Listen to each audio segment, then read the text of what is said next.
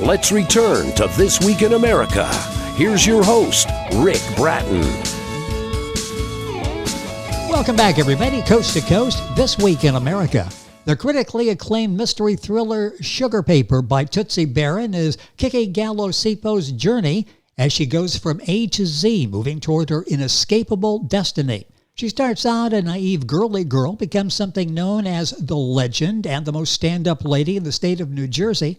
Now, both those titles given to her by the godfather of the largest and most powerful mob family in New Jersey. The book is not for the faint of heart, graphic when it needs to be, gets downright raunchy when necessary. Fasten your seatbelt. This ride's about to get bumpy. Tootsie was born in New Jersey, Jersey City, New Jersey. Also lived in Arizona and Florida before moving back to New Jersey. A widowed mother of 2 grown children. Lives in a world of silence and her words after a beloved Papillon wise guy crossed the Rainbow Bridge. For the record, Tootsie firmly believes in fairies, magic wands, and fairy dust. Her words of wisdom that she wants to share with her readers. As always, I wish you all that heaven allows. And Tootsie Barron, author of Sugar Paper, our guest on This Week in America. Tootsie, welcome to the program. It's great to have you with us. Well, it's so nice to be here. I'm sure we're going to have an enjoyable time. We are going to, and I tell you, this book, on so many levels, it's a great escape. It's a great read. It takes us what I believe is into like the real world of the mafia back in this period. Let's start, first of all, with the inspiration. Where did this idea come from to write Sugar Paper? Well, you might say it was my destiny. I was born and raised in Jersey City, in an area where many of the young men that I grew up with ultimately became wise guys, and in one capacity or another. And what a lot of people don't realize that the largest portion of the mob's money back in those days was in sports betting, bookmaking. Oh, yes. It's a multi-billion-dollar a year business. And that's going back before they ever put it, with the exception of Las Vegas, and it wasn't in the casinos then. And there were betting parlors there, but not then they moved it inside the casinos. And that's long before we ever had the first casino here in Atlantic City. I live right outside of Atlantic City, and that was in resorts. Now there's sports books all over the place, but I still hear a whisper here and there that bookies are alive and kicking. They're still in business. Well, I was going to ask you about that because you can gamble just about anywhere. You're watching television, sports on television, and the odds change as various aspects you can bet on as you're watching the event unfold before you. But it's interesting that bookmaking still thrives on that level, at least. Is this based on realistic circumstances as we read Sugar Paper? Is this sort of giving us a realistic look at what was going on during that period? Oh, absolutely. And the other thing is, I'm the only, to my knowledge, the only woman on the planet that ever takes you right inside that world. It's never been done by a woman. So it's unique in that aspect. But if you dive into the world of sports betting, when I get to that part, it is accurate. There's no doubt about it. The book we're talking about... It's a work of fiction, but the parts that need to be accurate are accurate. It's fascinating. As it should be. Well, yes, and you bring that world to life. The book is Sugar Paper. Tootsie Barron is the author and our guest. That's Tootsie, and Barron is Barron. Her website is tootsiebarron.com. You'll find the book available at Amazon, Barnes & Noble, the usual places. Link on by going to our website, thisweekinamerica.us. Best information you'll find at Tootsie's website. You can keep up with her, find out a little bit more about Tootsie, the book, and order it there as well. This is the Kiki, as I mentioned in the beginning. Talk about her. Tell us who she is, and could there really have been a Kiki back during this period? Like you said, in writing it, this was pretty much a male-dominated, not pretty much, it was a totally male-dominated business. Oh, absolutely it was. My character, Kiki, is the only woman that actually ever went as far as she went. And she not only was in that world for almost 13 years, she rose to the very top. And that is why she was given the title, the legend. Because in that world, of all men, she's a legend because she's the only woman. Well, that's an amazing story when you think about it. Could there have been a Kiki during that time period? Only one. Well, yeah, and that's only one. How did that come about? How did she get this power? How was she to be the only woman that ascended to this lofty position in the mob? Well, I think the easiest way to I'll always be asked that question, and the easiest way, I think the classic way to get to it is to answer by saying she's a Gallo. That should say that's enough. That's enough said. Well, yeah. When you think back, okay, Gallo mob, yeah, okay, I see the connection there now, and I maybe ran across that too quickly, or maiden name as I was going through Kiki's name, but that really says a lot about it there. As you were writing this story, how long did it take you to write the story? And were there times when you thought, maybe I'm being too honest, maybe somebody's not going to like the story that I'm telling? Well, to go back to decades ago, I actually got a blessing from a godfather to write this book at the appropriate time. Without that blessing, I know better. I would have never done it. But I did get the blessing, and of course, he's long gone, as is many of the people I knew back in the day, remembering that this takes place in the 70s, early 80s. But I did get the blessing with two stipulations. Number one, I had to wait a minimum of 25 years to write it. And that's pretty much would be standard in that world. They want to make sure that nobody, even though it's a work of fiction, that nobody could say, oh, I know who that is, or Yes. I know that character. They want to make sure these people are either retired or gone.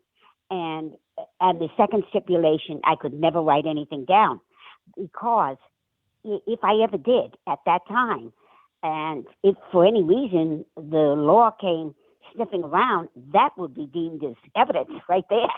Well, yes. So, in other words, I couldn't keep a journal of any kind. With the people I met along the way, and like I say, in the big city, Jersey City being the second largest city in the state of New Jersey, back in the day, it had a very, very large Italian population, and especially in the neighborhood I lived in. And, some of them did have mob ties. It's all over the place, especially in the big cities. I'm sure it's alive and kicking to this day, and it's never going to go away, I'm sure. And so that's why I did it. I waited the appropriate. In fact, I waited way more than 25 years, because I was married and my husband was sick for 10 years with Alzheimer's. So after I recovered from his passing, that's when I picked up the pen. And enough years had gone by that I knew I wouldn't ruffle anybody's feathers, because it is a work of fiction. But some of these people, they're always being watched. They think they are, and you want to make sure that nobody can say, I know who that person is, or I knew that. You have to be careful. So you can call it fiction all you want, but some people might recognize themselves, or they think they can. Well, yeah, maybe think they can, because they still are looking over their shoulders. How much of the character Kiki is based on you? Okay. Well, because I say it's a work of fiction. Okay. I would have Okay. to say none. Okay, we will take that for the way it was intended, and you can read the story and watch it all unfold during this period here. I love the way you bring the characters to life, and we'll talk about character development because you're very strong. That's an area where you really stand out in making these people. I can see them as you're talking about them. They were larger than life. Yeah. From the outside looking in and looking back now in reading Sugar Paper, were they larger than life during this period, the 70s and the 80s? Oh, absolutely. And like I say, you can call it fiction, but I get it all. I hear it all the time. People would say that's got to be you. You know? Oh, yes. But I stand by what I said. It's fiction. I love to bring characters to life. I started out as an English major.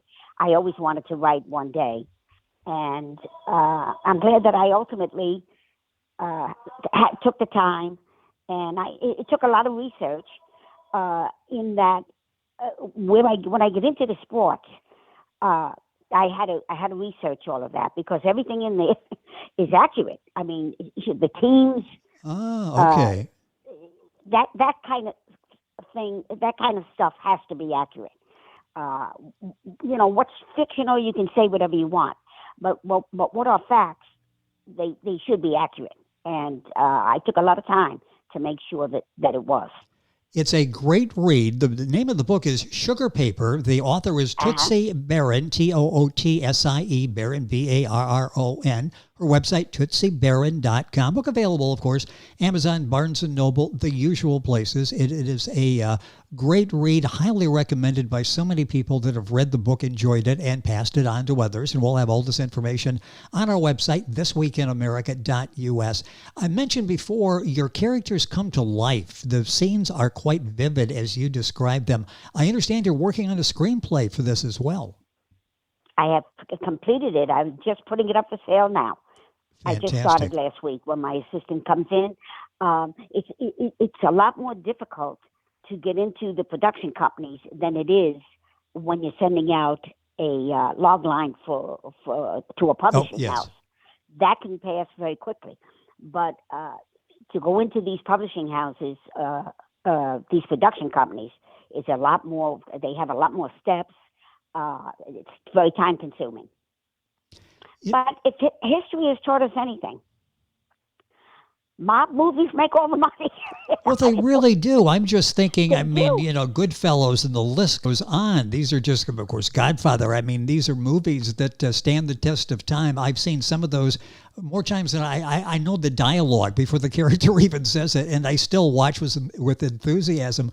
What was it like growing up with Wise Guys? And you said that you did. What was that life like? Or maybe you didn't think it was any different because that's the life you lived and all your friends were living the same life. Well, it certainly is exciting. There's never a dull moment. Oh, yes. And they are basically exactly as they are portrayed in the good mobbed up movies. They are like that. Particularly Goodfellas is a classic example of them. And the guys are like that. And they're very, they live a very flamboyant life, a lot of nightlife.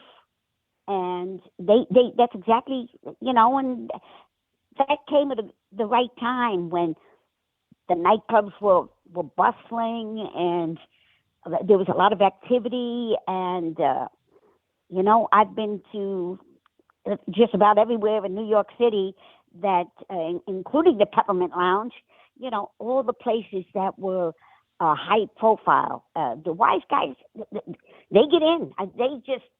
They don't even have to wait online to get in. And that's just like we see in the movies, and that's obviously the way it was in real life. And that world comes back in Sugar Paper. And if you're thinking, okay, where's the name of the title comes from? We really can't say, can we? That's a very important part and buried in the story. So you're going to have to read it, find out. Probably get to that when I'm about halfway through the book, and that's when I reveal exactly what it is. That's why I chose that title for the book. I just thought it's more intriguing because nobody knows what, unless you're in that world, nobody would know what that is. Well, yes, and you get there and you're thinking, okay, this all makes sense now. I understand why the title is what it is. It's Sugar Paper. Tootsie Barron, our guest on the program. Time going by so quickly, so much to talk about. In putting this story together, tell the listeners what all it involves. I mentioned that it's graphic, it gets raunchy from time to time, it's excitement, it's exhilarating, all of that. Briefly, the story. Talk about Kiki, because she really is something a great television or movie character.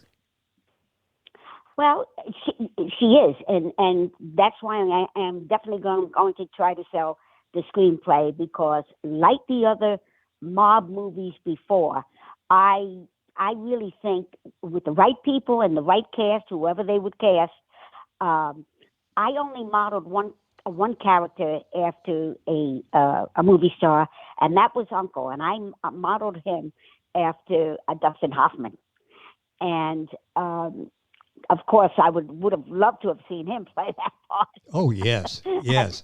And I think, but I don't know,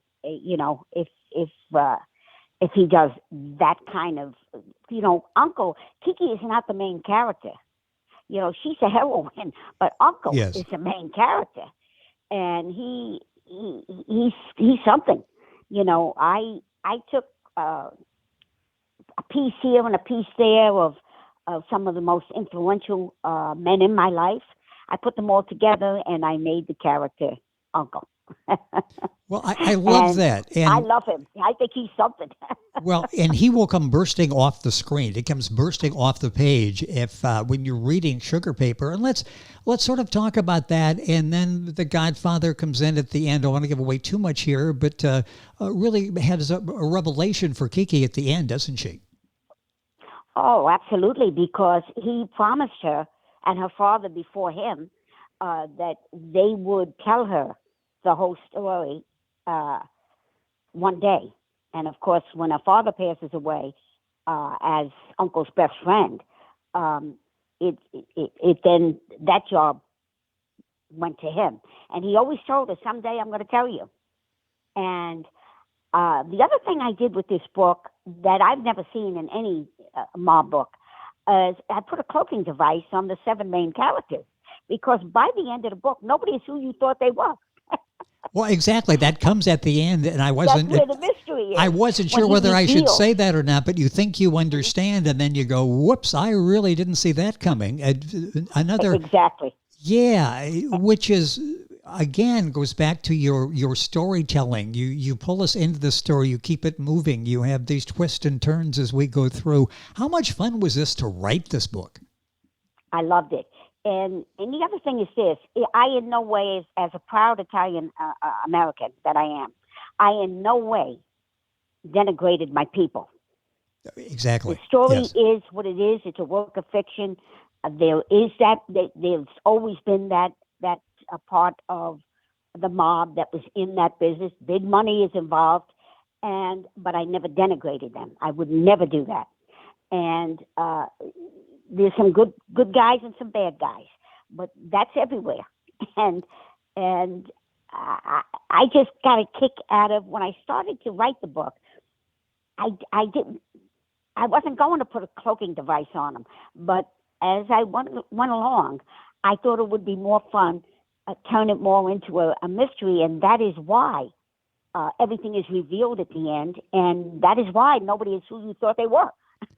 Well, and that's why you got to keep reading, because, like I say, just when you start formulating some thoughts here, okay, well, I think this is the case, you find out that you're wrong. And I want to talk about nicknames too. You got nicknames. I love these for everybody. How much fun was that, giving out nicknames to your characters? Well, I've been Tootsie for most of my life, my real name being Antonia, but so I always had a love for nicknames. I just love them. I could nickname anybody. And like and remember, I do talk about two real live people in the book, which has nothing to do with that world. One being Joe Namath, and I call him Broadway Joe. Broadway Joe. And of course, Frankie Valli is the other one I mentioned in the book as Newark's favorite son. Yes, and I stand by what I said about him because I've met many people from Newark, and they say stand up, and he paid the debt. Anybody I ever met in Newark or the surrounding area, Jersey City isn't that far. Everybody tells the same story. He took the debt and he did pay it. Well, that's an amazing story. That's why he is, in my opinion, the most stand-up man in the state of New Jersey. Well, in stand-up... And of course, Broadway Joe I met at a charity. I took the bid at a charity function. He was running for the survivors of the Parkland massacre, if you recall, yes. down there in Florida. Yep, a few years ago. Not too many years ago. And he was having a golf a charity event. And somehow I managed to take the bid. And I didn't think I would. I mean, my bid held up. And I actually went down there, and I was his lunch guest. And I got to have my picture taken with him. He signed a football for me. That was a package deal for my donation. Ah. And he is just the nicest guy, I have to tell you. And don't forget, years ago, when Broadway was playing, I mean, he was the toast of New York. Oh, yes. He lived in New York, played for the Jets, of course. He's a legend. And probably right behind Muhammad Ali, who has since passed away. Broadway Joe was probably one of the most recognizable faces on the planet, without a doubt. Yeah, he was. It was a Bachelor's 3, his bar there, and the mink coat that he wore out. I mean, he was a major celebrity. So you bring them into the book. The book is filled with characters. I mean, it's such an excellent read. It's a great escape read. I'll warn you, you'll want to read more than you maybe want to before you start at night because you don't want to put it down. You end up reading a few more chapters before you put it down for the night. The book is Sugar Paper by Tootsie Barron. That's Tootsie, and Barron, Barron. Her website is tootsiebarron.com. We'll have all this information, of course, on our website, thisweekinamerica.us. Tootsie, you're such a talented writer. Are you working on anything else? Yes. Well, I have a children's book that's already out there. I Can See the Rainbow Bridge. I wrote the sequel to that, Will You Be There When I Call to You? That's going into production very soon. And I am completing my next novel, which is the complete opposite of Sugar Paper. It is called Into Foreverland. And that is a story of lifelong friendship and a beautiful love story. See, I don't want to stay in one genre. I want to mix it up. Well, I can't wait for the release of those, and hopefully we'll have a chance to talk about those as well. Tootsie, it's been a pleasure having you on the program. I really appreciate you coming on talking about Sugar Paper. The book is available wherever books are sold. I'll send you to Tootsie's website, tootsiebarron.com. All this information, of course, on our website. Hopefully a movie or a TV series coming up at some point. It has all the elements there that has hit written all over it. Tootsie, it's been fun. Thank you so much for being with us on the program. I enjoyed myself. You have been a total delight. And as I sign every book, I wish you all that heaven allows. Well, I thank you very much. You're very kind, and I appreciate you coming on the program today and sharing this remarkable story, this excellent book, Sugar Paper. Tootsie Barron is the author and our guest. Information on our website, thisweekinamerica.us. We're back on today's program after these messages. This Week in America is online. You can visit our website, thisweekinamerica.us. Scott Pinkerton, associate producer of This Week in America. Jay Anderson, segment producer. Ben Watson, webmaster. Otto Bechet, director of engineering and TV production. This Week in America produced and is a trademark of Blue Funk Broadcasting, LLC. For information on all of our guests and to listen to this week's show, our website again at thisweekinamerica.us. And I'm Sean Bratton, executive producer of This Week in America.